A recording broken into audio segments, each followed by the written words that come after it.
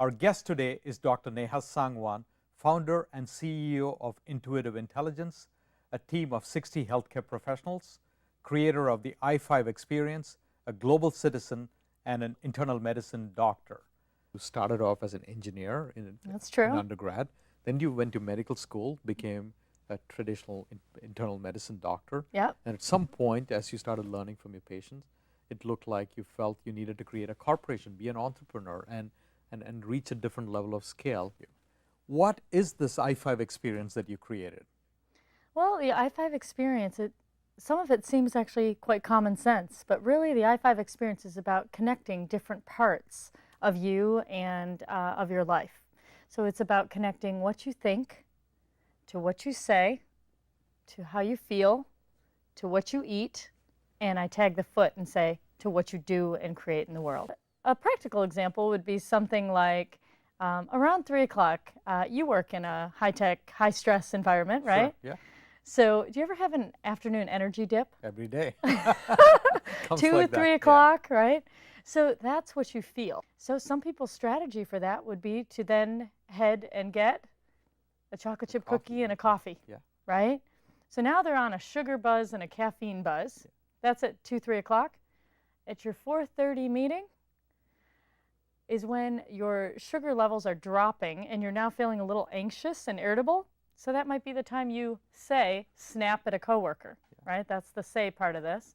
And let's say your day didn't go so well. Now you're driving home and you're thinking, wow, this was a pretty bad day.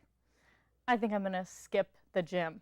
And that's the do piece. Yeah. If you ignore all of this, you go further and further downhill from a health perspective, yep. And then you fall sick. I think there is a spectrum, right? So as you described it, if death and dying is over here, yeah. Right, and optimal wellness is over here, I think most people are about right here, right? And so they get sick, and I used to take care of them and bring them here, and now I say, why don't I just take them to a much higher level of wellness? We each have a unique physical response to different types of stress. Interesting. Right? So let's say I feel stressed when I see my boss, okay, walking down the hallway. I yes. get performance anxiety, yeah. Right? For me, that would show up as throat constriction. For someone else, it'll show up as their stomach turning or sweating. The first thing people need to know is, yeah. What is your unique response that's giving you an internal signal telling you you're moving out of your comfort zone into the uncomfortable zone? Yes. When you know that, then there's techniques like even a simple, you're a yoga teacher, I right? am. Yes, yeah. I know so breathing. Okay. It sounds simple, yeah. Right? It's on KGO Channel 7, Neha, some time back, when you talked of deep breathing and the relaxation response. I think it was a show on stress. Your lungs actually take up a large portion of your chest. But normally as we go through our day and we're answering our cell phone and we're all talking, hey Cheryl, do you want to go out to dinner? I'm using about this much of my lungs. Oh, right.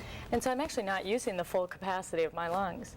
If I were to actually take a deep breath, not only is the best oxygen exchange going to occur at the bases, at the bottom of my lungs, but when I take a deep breath, I have something called a diaphragm, which is a little muscle here that looks like an umbrella shape, and it actually flattens and triggers your relaxation nerve called the vagus nerve.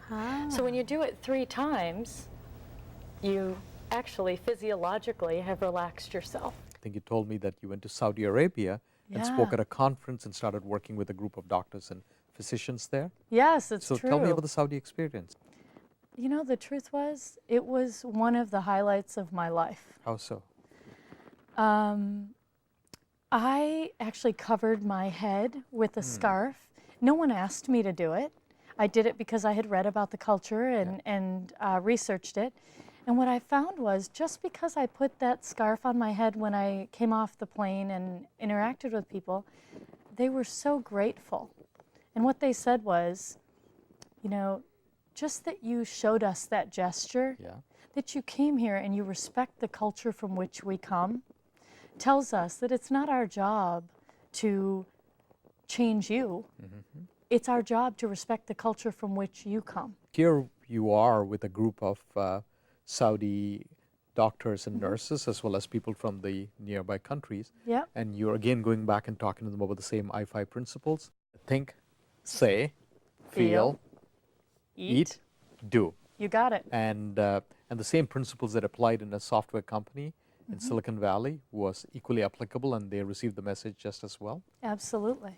You are truly a global citizen. You spent the early years of your life in Africa, and then you were born to Indian parents and you were raised in America.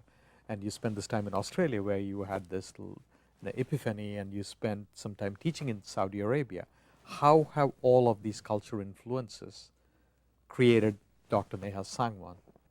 I really believe that my work in the world, because of that unique background across cultures and countries and being the daughter of immigrants, I think all of that has taught me on a global scale that it's all connected. You know, we're talking about it's all connected here. Absolutely. And I also feel that my mission in the world is to help bridge people and ideas and health, you know, whether it's to the corporate world or to the individual. These invisible bridges, I think, started with my upbringing.